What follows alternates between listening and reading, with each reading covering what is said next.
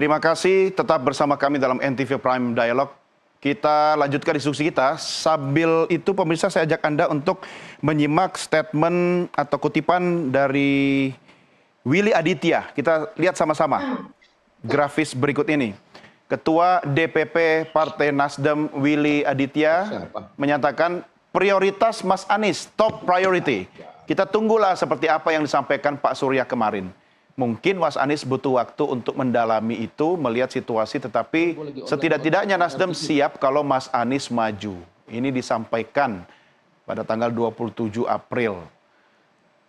Masih disampaikan Willy Aditya, toh kalau tidak maju juga siap alternatif yang sudah kita coba lakukan. Jadi apapun keputusan Mas Anies, kita support karena beliau adalah aset politik di dalam baik Jakarta maupun nasional. Kita tunggulah bagaimana sikap Mas Anies sendiri. Yang kedua ada Ahmad Sahroni, ada Wibi Andrino, habis itu yang lain-lain kita lihat nanti. Oke, Mas Wibi namanya disebut juga ini, ya kan? Di TV ntar ya. Jangan-jangan sebenarnya ini arahnya ke Mas Wibi, tapi karena Nasdem tidak mau kehilangan Anies Baswedan, sementara Pak Surya sudah mesra dengan Pak Prabowo gitu kan, atau ini hanya basa-basi politik saja, jadi ya tetap disayang-sayang dirawatlah Mas Anies gitu. Gimana itu menerjemahkannya itu Mas Wibi? Ya sebenarnya tidak ada yang perlu diterjemahkan ya, karena memang itu sudah jelas statement daripada DPP Partai bahwa top priority-nya adalah Bapak Anies Rashid Baswedan. Tapi itu kan kembali kepada beliau, apakah beliau menginginkan. Iya udah itu dulu ucapin, jangan Ya. kalimat lain. Ya, silakan lanjut Mas. Bagaimana? Oh, sorry. Ya itulah top priority tetap Anies. Ya tahu. Dan kita mengikuti saja. Tenang aja, ini lagi kerja nih. Iya, Pak Riza. Oke, Mas Bibi lanjut, selesaikan dulu. Oke. Mungkin Bang Riza lagi ada banyak kerjaan ya. Ya, ini sama. Jadi, Anda berdua kan lagi fokus mempersiapkan untuk pemilihan kepala daerah di Jakarta ini. Lanjut. Ya pasti kalau partai-partai yang ada di Jakarta pasti kita lagi konsolidasi penuh dan konsentrasi penuh bagaimana melihat pilkada di Jakarta ya. Dengan kompleksitas yang luar biasa pengalaman kemarin memang di Jakarta Nasdem 2017 mendukung Basuki Cahayapurnama pada saat itu ya. Dan hasilnya memang dimenangkan oleh Bapak Anies. Dan kali ini di 2024 ini dengan kompleksitas setelah Pilpres kemarin yang penuh dengan riuh lantahnya yang luar biasa, pasti eksesnya ada. Nah kita melihat, tapi di situ juga kita melihat Jakarta. Tidak hanya dalam konteks Pilpres saja, tapi bagaimana kebutuhan daripada masyarakat Jakarta. Ya. Itu yang terpenting. Tidak hanya sekedar politiknya saja atau kebutuhan daripada partai-partai yang ada di Jakarta, tapi bagaimana kebutuhan masyarakat di Jakarta. Kalau dikatakan rekam jejak Bapak Anies Baswedan selama 5 tahun memimpin Jakarta itu sangat amat excellent ya. Terima kasih juga Bang Riza mendampingi Bapak Anies sehingga purna tugas secara husnul khotimah. Dan ini bila mana memang nanti ke depan setelah jeda yang disampaikan oleh Bapak Anies, beliau menginginkan kembali ke Jakarta, tentu itu menjadi top priority. Ataupun yang menjadi prioritas utama dari Partai Nasdem. Tapi Partai Nasdem juga ada nama-nama yang tadi saya katakan.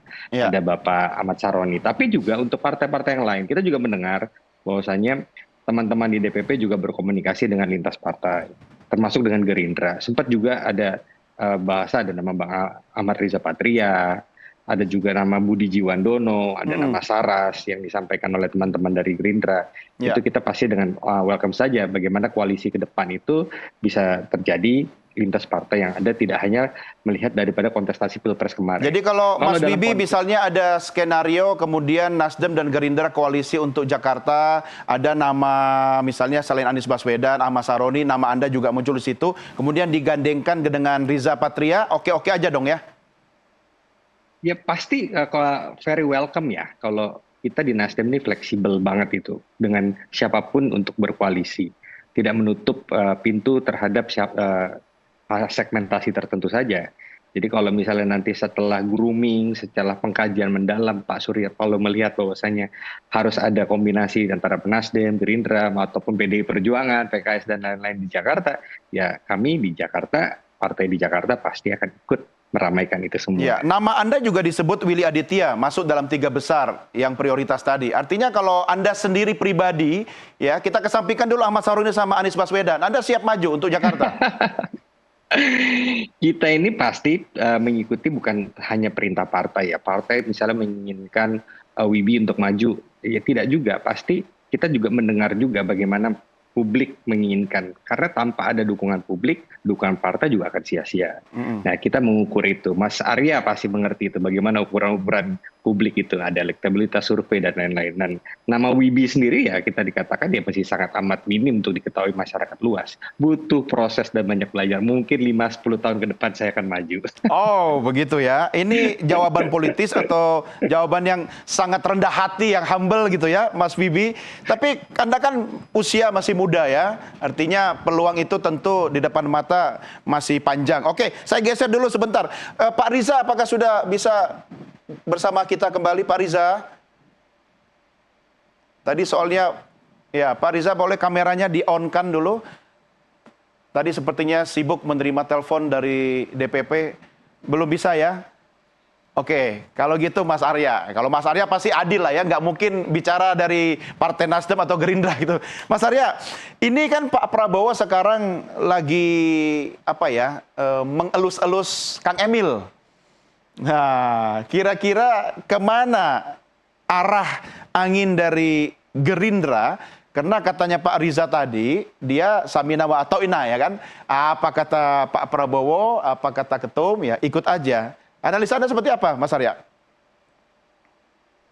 Mas Arya, audionya masih di-mute? Oke, Ya. sorry. Ya, jadi ada 3 variabel yang menjelaskan dalam yang kalau di dalam textbook namanya candidate selection atau orang jamak menyebutnya dengan nominasi. Di Indonesia bahasa undang-undang adalah pencalonan kandidat. Nah, itu variabelnya 3. Pertama adalah terkait dengan variabel popularitas ya. Bahasa survei disebut dengan elektabilitas, yaitu potensi menang. Jadi Ya. dukungan publik itu sejauh apa dan partai itu mendengarkan itu salah satunya ya. Meskipun juga ada variabel kedua yaitu partai itu sendiri karena belum tentu elektabilitas tinggi tapi partai seret dengan figur itu. Nah, misalnya ada kandidat yang sangat kuat misalnya kita tahu sekarang ada incumbent yang sudah dimisioner ya Anies Baswedan kontestan nasional pasti suaranya sangat kuat sekali. Tapi jika misalnya kita bertanya ke partai seberang ya yang buat tidak hadir di sini ada PDIP di sana, misalnya tentu itu tidak masuk di dalam variabel terkait dengan preferensi partai ya, yaitu terkait dengan ideological distance, programmatic distance, yaitu jarak ideologi, jarak program, jarak visi-misi politik antara partai dengan kandidat yang diusung. Jadi ini juga menjadi variabel penting selain dengan potensi menang, meskipun saya letakkan variabel elektabilitas, popularitas, atau slash garis miring potensi menang itu menjadi variabel pertama. Karena dalam banyak kasus partai biasanya kembali kepada poin pertama itu meskipun dia tidak terlalu seret dengan kandidat ya. Karena semuanya bisa diurus ketika sudah menang, ya kan bahasa politiknya itu. Nah, baru yang ketiga itu terkait dengan kandidat itu sendiri. Jadi terkait dengan apakah kandidat dianggap mampu atau kandidat rekam jejaknya itu juga cukup meyakinkan, pernah memegang jabatan publik di level eksekutif sebelumnya. Nah, karena menjadi kepala daerah itu juga membutuhkan track record ya, bukan hanya popularitas.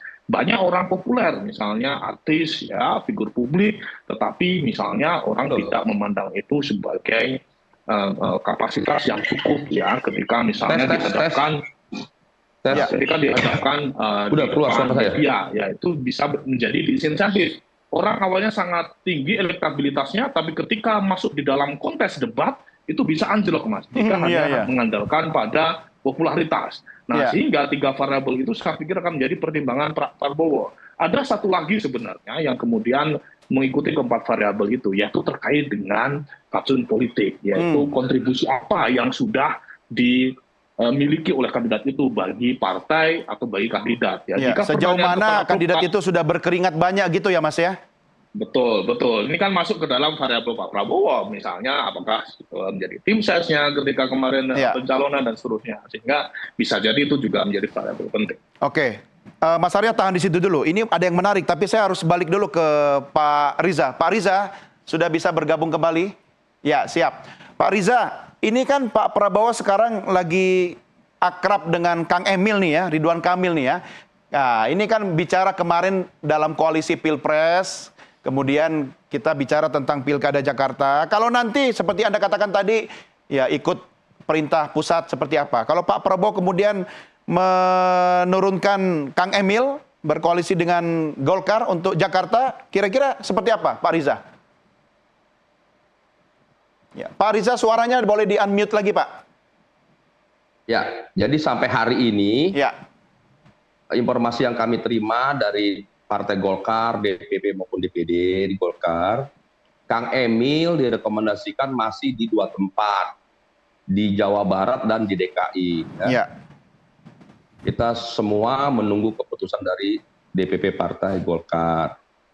Dan kebetulan karena Kang Emil ikut bagian dari koalisi Indonesia Maju dan mendukung Bapak Prabowo, memang ada pembicaraan sebelumnya Bapak Prabowo akan mendukung Kang Emil, ya.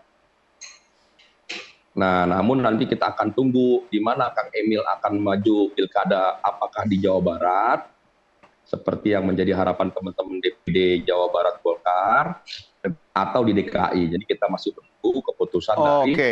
Golkar. Ya, artinya gitu Pak ya. Riza, Nah, bagi Gerindra kami, komit mendukung Kang Emil ya, cuma dukungnya di Jawa Barat atau DKI itu belum final, begitu?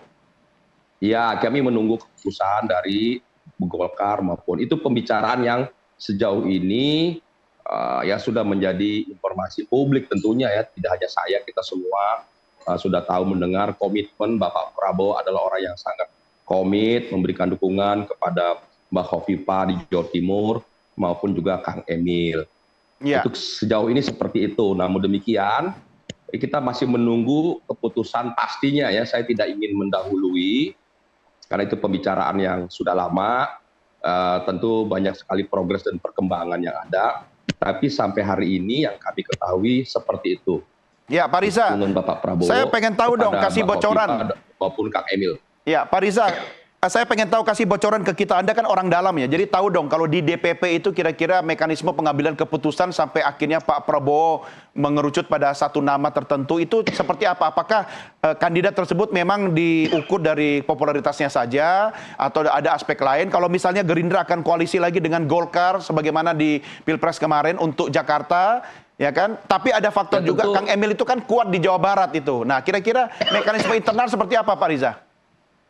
Ya tentu Partai Gerindra maupun partai lain punya cara masing-masing, tapi secara umum sama ya. Apa yang pertama, tentu calon dilihat dari popularitasnya, elektabilitasnya, rekam jejaknya, kinerja pasangan yang dicalon memiliki potensi untuk menang. Apakah kader internal maupun kader dari partai lain maupun kader non partai ya. Jadi itu. Kemudian yang kedua juga partai manapun ingin kader-kader terbaiknya atau dari internal dapat diusung menjadi calon presiden, wakil presiden, gubernur, wakil sampai dengan wali kota maupun wakil bupati, wali kota. Itu keinginan semua partai. Namun demikian, semua berpulang pada situasi dan kondisi. Ya. Terlebih lagi ada perbedaan yang mendasar. Kami baru saja menyelesaikan kita semua kontestasi Pilpres 01, 02, dan 03. Alhamdulillah 02 Prabowo Gibran menang dalam Pilpres sudah ditetapkan oleh KPU. Insya Allah 20 Oktober akan dilantik menjadi presiden dan wakil presiden ke-8 2024-2029. Nah, hubungan yang baik antara 9 partai politik parlemen maupun yang mendukung 02 itu juga menjadi pertimbangan yang penting bagi partai Gerindra dan partai lainnya termasuk Pak Prabowo. Tentu pimpinan partai ada Pak Prabowo, Pak Dasko, Pak Muzani, Pak Hasim dan lain-lain semua DPP akan mempertimbangkan banyak hal. Selain pertimbangan umum yang tadi kami sampaikan, ada pertimbangan koalisi dan pertimbangan-pertimbangan lainnya. Ya. Begitu kita semua menunggu apa yang menjadi keputusan kebijakan partai. Tentu partai akan mengambil keputusan yang terbaik, tidak hanya bagi Partai Gerindra dan Pak Prabowo, tapi juga kelangsungan kepemimpinan Bapak Prabowo 2049, dan juga bagi kepentingan semua koalisi Indonesia Maju maupun partai lainnya dan seluruh bangsa Indonesia. Baik, baik. Bapak-bapak sekalian, kita kembali rehat. Kita akan lanjutkan diskusi kita di segmen berikutnya. Pemirsa, kami segera kembali sesaat lagi.